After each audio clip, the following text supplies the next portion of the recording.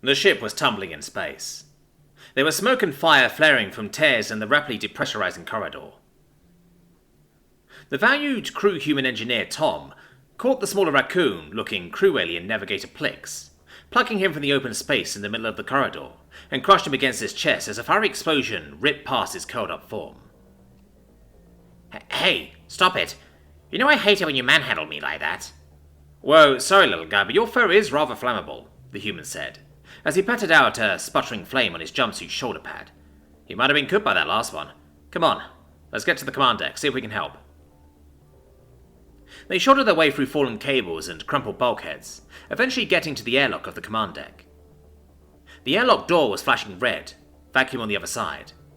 The command deck, the nerve center of their ship, was gone. Peering through the windows for a better angle, Plix literally yipped in alarm. The deck is annihilated! Looking over that way, there is a hole punched clean through the ship. What is the term you use? Apple cord? Oh, this is bad. This is very bad, crewmate human Tom. That other ship, it must still be out there. What are we going to... Okay, calm down. No point worrying about the what-ifs when we got plenty enough of actually years to deal with at the moment. Yes. Yes, of course you are right. You're always reassuring with your little earth sayings. I do value them so very much. No prob. You're a little high-strung, that's all. Let's go try to get to auxiliary control down in the engine control station. Okay. But what good would that do us? It's basically a backup bridge for the ship, only without the nice view. But we can see just how bad our ship is, maybe get a sense of thing on that enemy ship out there. As they made their way down to the engineering decks, Plix started his nervous chatting to fill the silence as they went. I mean, why would anyone want to attack us? We are a small ship, skeletal crew of only... Oh no. With the command deck gone during flight operations, I suppose it's just you and me now. This is bad. This is so very bad. And if I didn't need to go take a bathroom break back then, would have been... His nervous chattering faded to silence, and Tom knew that meant the little furber was starting to seriously freak out. The little guy was right. Very insightful and almost superhumanly technical, but only when his head was in the right place. Tom needed to say something to snap him out of it. Hey, there you go again. What could have been, what might have been. Well, it never actually did, buddy. Look, we're here. Oars control looks intact. Why don't you have a look at what we do? Actually currently have going for us. That seemed to do it. Plix shook his head, and locked clear eyes on the Orcs control console. As he jacked himself in with his many cybernetic ports, he spoke again in clinical, analytical rapidity. I've never been down here before. I didn't even know this backup bridge even existed. Tom relaxed noticeably. He was relieved to have the old Plix back. This was a bad situation, truth be told, but as an engineer, Tom had little access to the ship's systems, other than to break them down and to repair them, of course. Okay, accessing. Our ship didn't actually suffer very much damage. Cosmetics mostly. Of course, the bridge was sniped off, but other than that, yup, we are still functional. Where is the other ship that shot us? Is it lining up for another attack? No, it appears to be a pirate raider. It is closing in to attach grapplers. They appear to be attempting to board. Oh my. Should I begin? A dark expression passed human Tom's eyes. It always gave alien Plix instinctive chills down his spine whenever he saw that look. No, Tom said quietly. Play dead.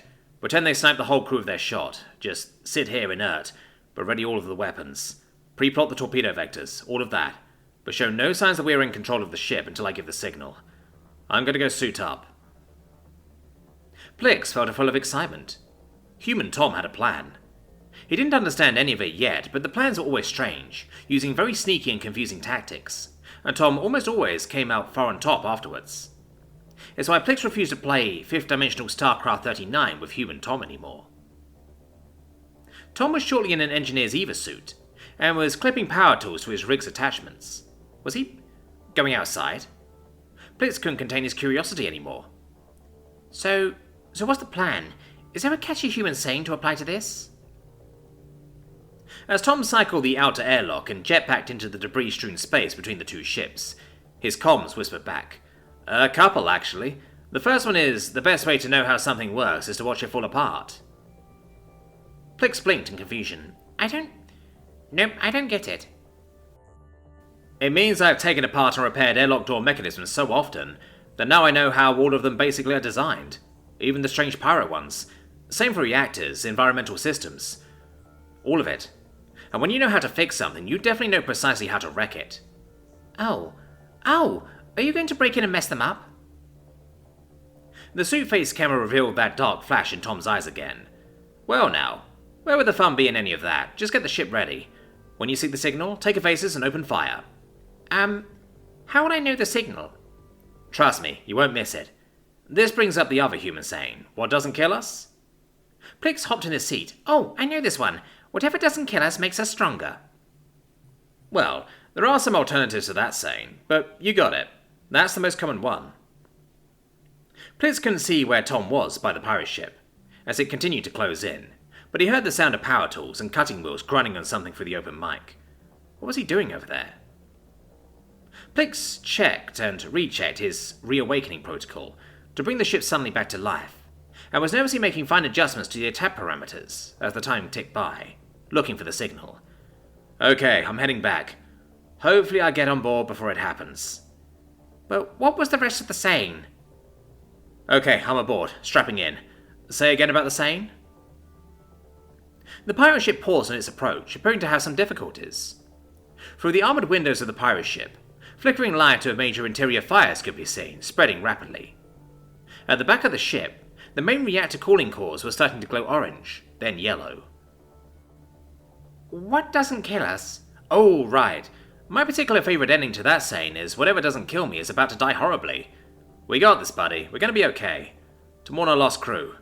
Get ready to dodge large chunks of pirate ship. Plix swallowed dryly, once again both horrified by humans and relieved that he was close friends with one, as the pirate reactor exploded like a mini supernova, a bit too close for comfort. Plix said. I suppose that was your signal? Not very, subtle, pal.